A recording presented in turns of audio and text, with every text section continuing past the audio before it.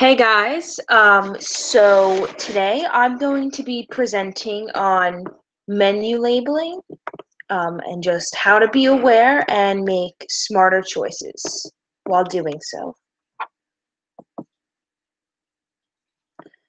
So, the basis of menu labeling, we label nutrition info so we can prevent making unhealthy choices, therefore presenting disease. And knowing the composition of what you're putting into your body is super important, which is why we do this. And in general, effects of not menu labeling can increase the percentage of people with disease and cardiovascular issues. For example, metabolic syndrome, which is a presence of 3 out of 5 medical conditions, including high blood sugar, high blood pressure, obesity, low HDL cholesterol levels, and high LDL cholesterol levels. This affects more than one-third of Americans, and it's estimated that by the year 2030, more than half of Americans will be obese. But we can prevent this, again, by menu labeling. So, what are the main benefits of menu labeling? First, it raises public awareness about nutrition. So, awareness in this case is the first step towards change. Labeling is going to help the public become more aware of what they're eating. Most people probably have no idea that their favorite fast food lunch packs over 2,300 calories. Once they become aware of how calorie rich a meal is, or how many grams of saturated fat it contains, they'll be able to consider all their choices. And in general, another benefit is that it encourages consumers to make healthier choices. It's hard to make healthy choices when we don't have any information to base them on. In fact, a lot of the times when consumers think they are choosing a healthy meal, they are actually choosing one of the most calorie-rich meals on the menu. When calorie counts and nutrition info accompany menu items, it's possible to make an informed food choice. Over time, this could lead to a gradual shift in how and what our nation eats. For example, consumers may begin requesting healthier items at restaurants, and in turn, the restaurants may provide healthier options. Also, another benefit, menu labeling has the potential to lower obesity rates. A study looking at the effects on calorie labeling on body mass index, or BMI, in urban areas found that calorie labeling can have a powerful effect on lowering BMI. In areas where calorie labeling was provided, a 0.9% reduction in BMI was found in overweight women, while a 1.4% reduction was found in overweight men. A 2% reduction in BMI was discovered in obese men. Now, another benefit, this one's super important. Menu labeling could also help dramatically reduce medical costs, which is a rising problem in this country. Being provided with the information needed to make healthier food choices will ultimately lead to better health for Americans and a reduction of diet and lifestyle-related diseases. This could dramatically lessen the burden on the healthcare system. For instance, it is estimated that if Americans simply reduce their daily sodium intake by 1,200 milligrams, over $20 billion can be saved in medical costs. So, some of the rules when it comes to menu labeling.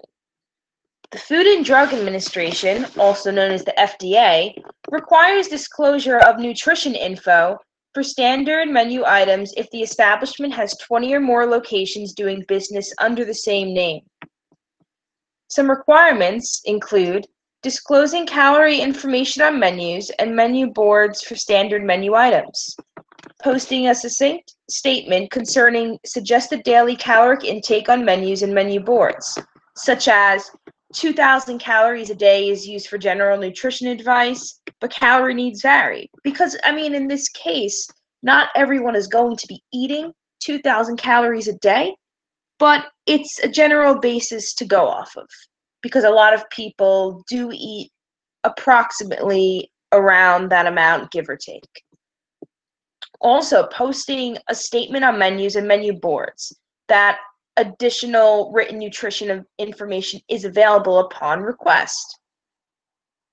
So this could include additional info like fat or protein or carbohydrates and sugar in each of the items. But we'll get to that in a little bit. It's also important to note that a food establishment may include facilities that are quick service or sit-down restaurants, takeout facilities, pizza delivery establishments, entertainment venues, cafeterias, coffee shops, superstores, grocery stores, and convenience stores. At this time, transportation vehicles like food trucks aren't covered by this rule. So, as I briefly mentioned before, additional info that has to be revealed upon request includes total calories, calories from fat, this is a very important one, total fat, saturated and trans fat, cholesterol, sodium, total carbohydrates, fiber, sugars, and protein. So, some of the underrated nutritional facts that we usually don't always take into account when choosing an item on a menu are the bad fats. So these include saturated fat, which is considered unhealthy because it raises levels of bad LDL cholesterol, which can increase your risk for heart disease. There's no double bonds in the chemical structure of saturated fats, which is why they're solid at room temperature. For example, some sources include red meat, skin on chicken, coconut oil, butter, and whole milk dairy products. Generally, the American Heart Association recommends that you get no more than 5 to 6% of your daily calories from saturated fat. For example, if you're eating 2,000 calories a day, which again is just the basis we're going off of, limit your saturated fat to 120 of these calories. So that's not that many calories you should be eating that come from fat. Then we have trans fat, which is considered to be the worst kind of fat in the world. Most are made in the industrial process, and they're generally used to make food last longer and improve the texture and taste of items. For example, all the foods you love, like French fries, cake, pies, biscuits, frozen pizza, and fried foods, unfortunately, will usually contain high amounts of trans fat.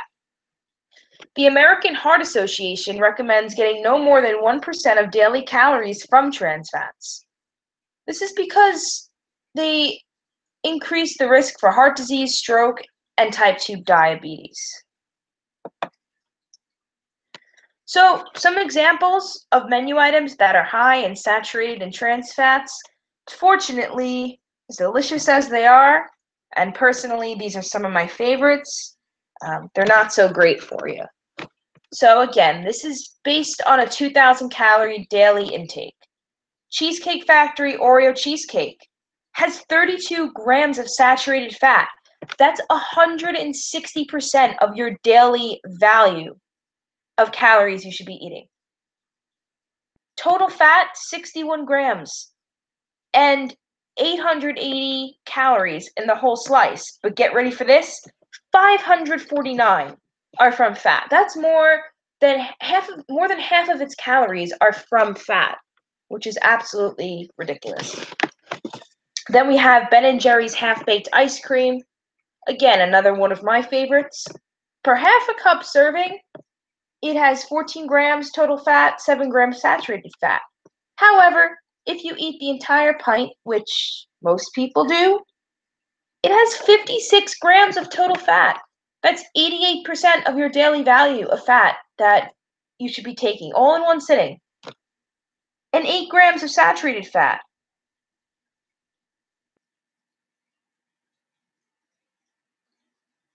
Now, for calories, it has 270 calories per serving. 960 for the pint, and 126 from fat per half cup. 504 from fat for the pint.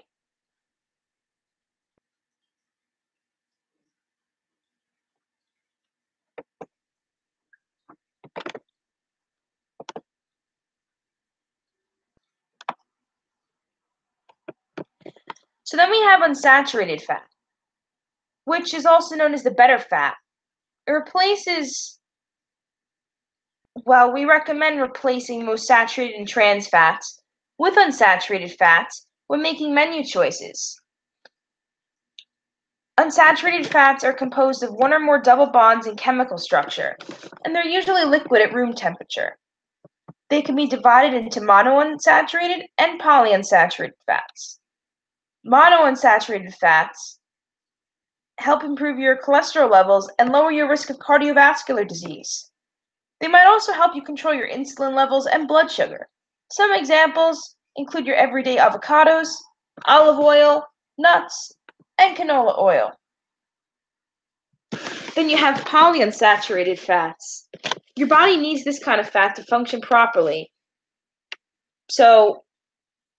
But in this case, you have to get it through your diet because your body doesn't produce it. It helps with muscle movement and clotting.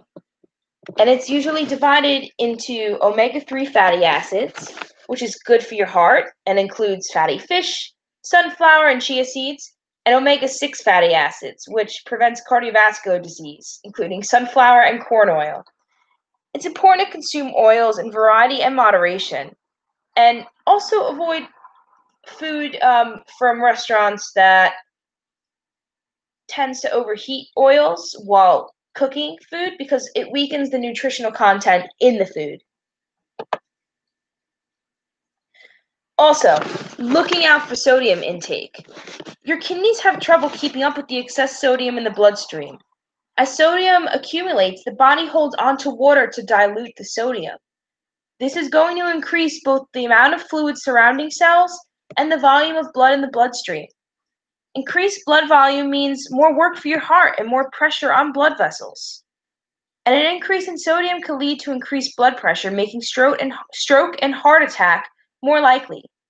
The National Heart, Lung, and Blood Institute recommends healthy adults consume no more than 2,400 milligrams of sodium daily, equivalent to 6 grams of table salt or about 1 teaspoon. Menu items with high sodium. These include fish and chips from Applebee's, which contain a whopping 4,540 milligrams of sodium and 1,990 calories.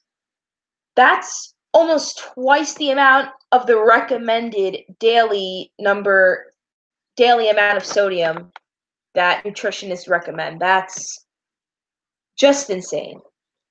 Then we have Maggiano's gnocchi and Italian sausage. Even worse, 4,860 milligrams of sodium. You wouldn't expect that amount of sodium to be in a pasta dish, but unfortunately in this scenario, like the previous dish, it has twice the recommended daily amount of sodium. Carrabba's Italian grilled spaghetti with sausage and whole wheat gluten-free pasta. Now, if you want to read that again, it sounds pretty healthy to me, right? Whole wheat gluten-free pasta? Wrong. It has 2,650 milligrams of sodium in just one sitting. That's more than the recommended daily amount in just one meal. And you might look at the calories and say, oh, it only has 1,000 calories. But don't let that fool you. You need to definitely look at all the components when you're looking at the nutrition facts before you order something. Buffalo Wild Wings. Get ready for this one. So, the large spicy garlic boneless wings, 7,620 milligrams of sodium. You can preserve someone with that amount of sodium. It's just awful. And really horrible how chains will do that. that's triple the amount of the recommended daily amount that you should be consuming. So if you can stay away from dishes like that and look at the menu beforehand, before you order, that's definitely recommended. Also, avoiding high-calorie items. People tend to think menu items have less calories when in reality they have more. For example, Louisiana chicken pasta at the Cheesecake Factory. Great dish. It has chicken, peppers, mushrooms, and onions, but that doesn't justify the healthiness of it. Because the chicken is deep fried in Parmesan crust and the pasta sauce is rich in butter. So it's not as healthy as you think. It has 2,370 calories total. That's more calories than 2 pints of half-baked Ben & Jerry's, surprisingly, in a dish that you wouldn't expect to have so many calories. Carbohydrates. Dietary carbohydrates can be split into 3 main categories. These include sugars, starches, and fiber. Carbs to avoid.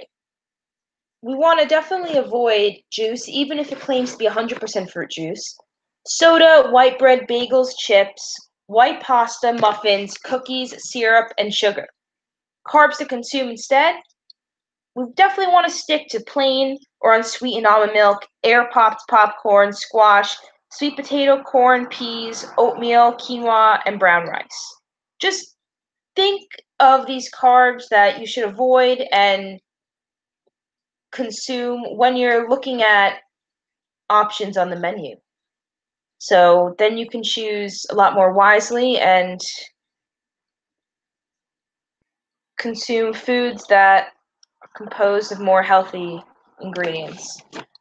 Protein. It's an essential part of the diet. It helps repair your muscle, organs, and bones. However, it's possible to consume too much protein, and sometimes items on menus contain a lot more protein than you think you're consuming. So it's important to read those nutrition facts. Excess protein can be stored as fat, while the surplus of amino acids is excreted, which leads to weight gain over time.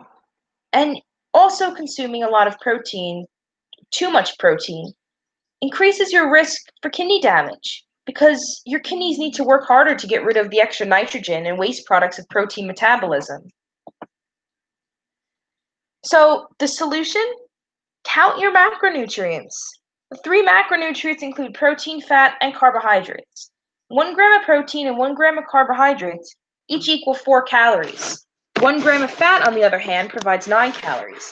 Based on your fat, protein, and carbohydrate info available on a menu, you can see if the item fits into your daily macronutrient limit.